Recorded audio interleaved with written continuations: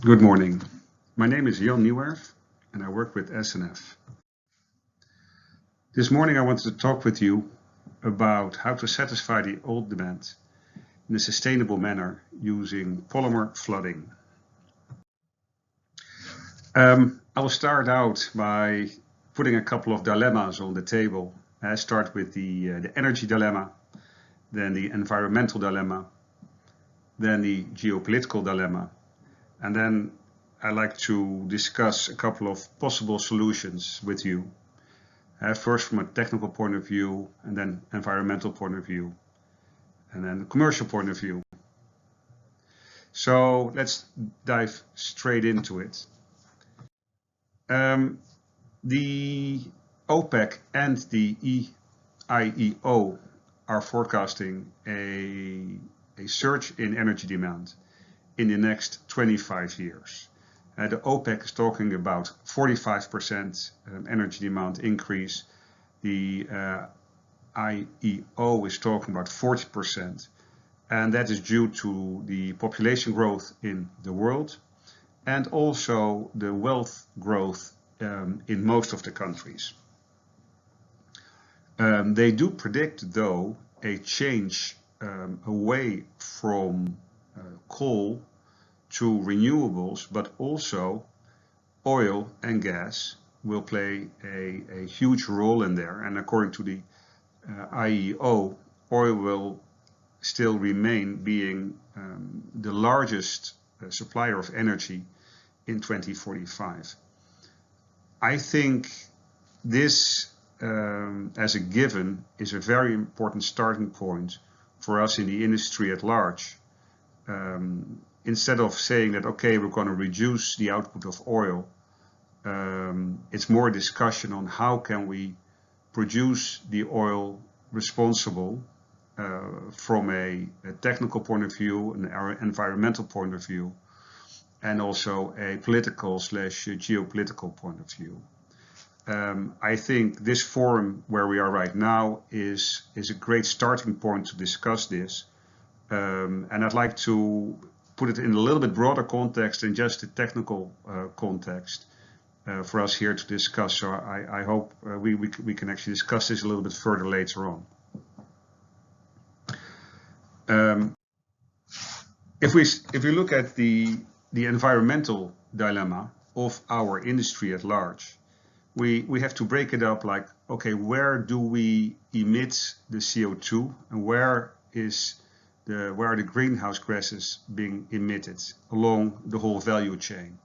Now, of course, being a oil and gas professional in the oil industry, personally, I focus in my talk here, and I think also in this forum over here, we focus only on the upstream part of it. So yes, the refineries, yes, the transportation, they are also huge polluters, but let's in this part try to focus on the production and on the upstream part. Drilling and exploration themselves, they have a reasonable cut of the greenhouse gas emissions. There's the waste disposal, but if you look at the what we can get our hands around, especially with in this EOR forum, we're really focusing on the production of oil in this case. If you look, and you see it's on the slide here, you can see separately also steam injection mentioned there as well. I have to give steam injection a little bit of a caveat because the energy needed to make the steam, to generate the steam, could potentially be made by solar energy, like they do in Oman already, and using some other energy sources. The issue is that in general, the majority of the energy used for the steam injection is hydrocarbon energy because it's readily available. Taking it maybe one step further, and I'd like you to focus on the right side of this slide. You can see there what are big projects with big greenhouse gas emissions. Now, unfortunately, the bigger one you can see there is Nigeria, and that has all to do with flaring. So that's a little bit outside the scope of this forum, but yes, flaring is terrible for the greenhouse gas emission and should be stopped at all cost.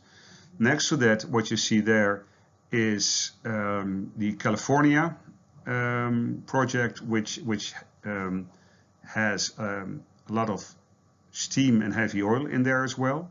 So that has a huge impact. But you also see the Indonesia project over there, and that has to do with producing a field at 99% water cut. So for every 1 barrel of oil, 99 barrels of water is produced. Just as an anecdote, I was there three weeks ago, and we had to take a water sample, and the operator walked over to the separator, and I said, how can you take a water sample from the separator? And it must be all filthy. And he goes like, no, we only produce water. He took a sample, it was clear water basically, with a thin layer of oil on top. So if you look at that and you go like, okay, so how much energy do you need and how much greenhouse gases do you emit just for producing all that water with a little bit of oil? It makes you think. So if you see the environmental impact of production is produced, in my view, by the total fluids produced, and separately to that, if you need additional energy sources for steam and heaters, also the heaters is also to transport the heavy oil through the pipelines, for instance, like they do. Now, let me move on to the geopolitical dilemma, and that is a very hot topic, obviously, at the moment, maybe more for us in Europe than for you in South America over there. But it has a huge impact on the consumers. According to The Economist, the petrol prices in Los Angeles are over $6 a gallon. I must say my heart bleeds because I pay €2, which is $2.50 per liter, which is four times more than that. There is a fear that Europe will run short of diesel. Well, that's going to be interesting. And in the Northern Hemisphere, we're now going into the summer, which is good for not using too much gas. And we don't use that many air conditions, for instance, as the people in the States. But we're going to start preparing for the winter, and especially Europe is very dependent on the gas. So all in all, the energy market in Europe is in turmoil. And with that, the governments are looking around for deals with the OPEC or with other countries to secure oil and gas and energy, not involving Russia in this case. And there's even talks that the US is talking to Venezuela. Maybe you know more about that than I do, to see how to get that oil production back up to the production of the old days. As we said that there is no really shrinkage in the oil industry, as I showed on one of my earlier slides, and the market share of the OPEC will go up and up. So in general, the whole landscape is changing. The other thing we also see, and I see it myself when I travel to Asia, is that more and more countries are looking for independent oil production. They're looking for their existing assets, they're looking for their existing production, and how to redevelop that or develop that further. And I think that is where we come in with our EOR community we have. And then the next question is, okay, so how are we going to do that? What are you going to use for that? And of course, since I work for a polymer company, I'm slightly biased to the polymer. In the old days, polymer was thought to be mainly used for heavier oil, and give you additional recovery. In the last 5 years, what we have seen is that more and more companies are also starting to use polymer for lighter oil. We're running at the moment a project with an oil of 1.4 centipoise with a tighter reservoir up to 10 millidarcy, and we're injecting polymer in there. It's a varied reservoir, so it goes from 10 to 150 millidarcy. But they see great progress there. The slide I'm showing you here is an example for one of our clients who have at the moment a reasonable water cut, not too high, but they want to keep it as low as possible because they're afraid of sand failure.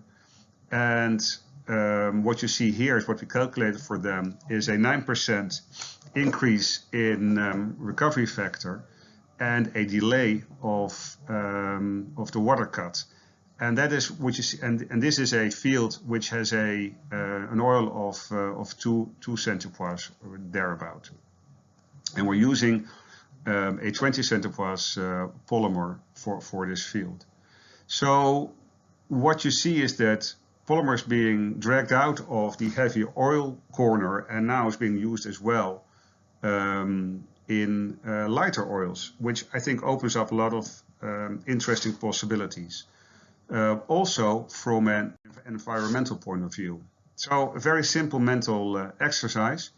If you produce at 90% water cut, you produce for 9 barrels of oil for 1 barrel, 9 barrels of water for 1 barrel of oil. If you can reduce that, that means that you're producing, let's say 70% water cut. That means you're producing 7 barrels of water for 3 barrels of oil. So per barrel of oil, it's 2.1 I think, barrel of water. The example I gave earlier about Indonesia, they're producing there at a 99% water cut, actually 99.2% water cut, which means they're producing 99 barrels of water for 1 barrel of oil. If you can reduce that to 80% water cut, you're talking about 1 barrel of oil for 4 barrels of water. That's a huge difference in greenhouse gas emission for your pumps, for your operations, for everything. And I think that is where we can gain a lot to reduce the production of water, because we're basically producing water, and that's what you want to avoid. From a commercial point of view, if you compare the water flood to the polymer flood, it's also advantageous. This is a simulation and a economic model we've worked on, comparing the water flood to a polymer flood overall, and then comparing it to either a late surfactant flood or an early surfactant flood or a targeted surfactant flood. What you see in general is that if you add a polymer or an early surfactant, you get a very early spike in your production and therefore an early payout.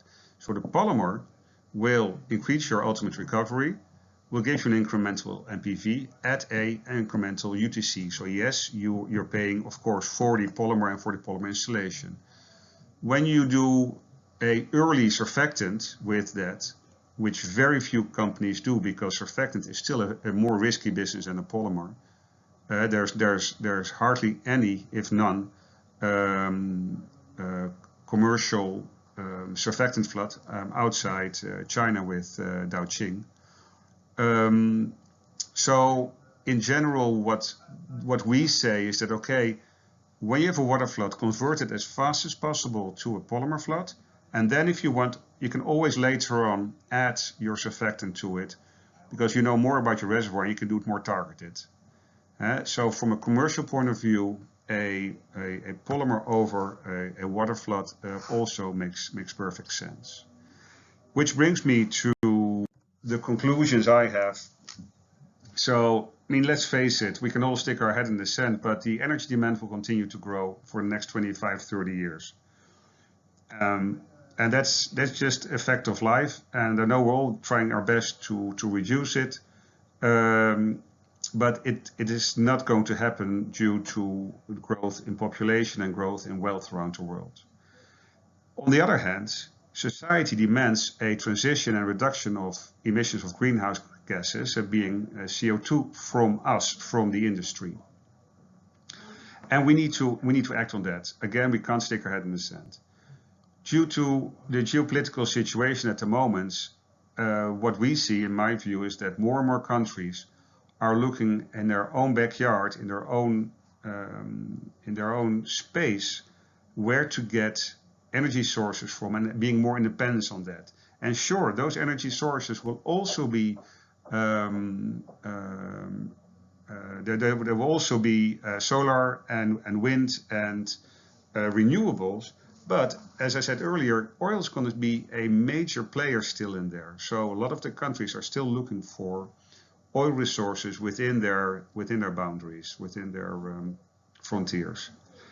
To work with that, where we come from, is say, okay, polymer can be a very technical, viable solution for both light and heavy oil. It improves the sweep efficiency, and it accelerates the production of oil, which also means you can shut in these fields earlier, reducing your CO2 again. The polymer has the environmental benefits. You produce less total fluids, and that's I think the main thing. Reduce the water production, and again, it accelerates and you get a short production time, which is also good. And from an economic point of view, because of the increased ultimate recovery, yes, you make more oil, you accelerate it. So from an economic point of view, you get your oil and your money earlier, and you have a shorter time, and it means less OPEX. So it almost sounds too good to be true, and the weird thing is, it is. It is just a point of getting those initial investments. Don't forget that the majority of the polymer investment is the polymer, which is production related. So it's not a huge investment up front and then hope that you will get it back later on, but it is as you go investment. And what we see that in the old days, a lot of the operators went for a big bang approach and did a full field in one go. And what we now see, like in Argentina and like in Oman and in India, the operators have mobile units and they can move them around, which levels the investment. So you don't have the big bang approach, but you go sector by sector. All right, well, thank you for your attention with this, and I would like to leave you with a final thought. Can we just stop producing useless water? Sometimes people say, haha, it's like a washing machine. Yeah, but the washing machine actually emits a lot of greenhouse gases and CO2, and let's make it just much more efficient. Thank you so much for your attention, and let's discuss this a bit further.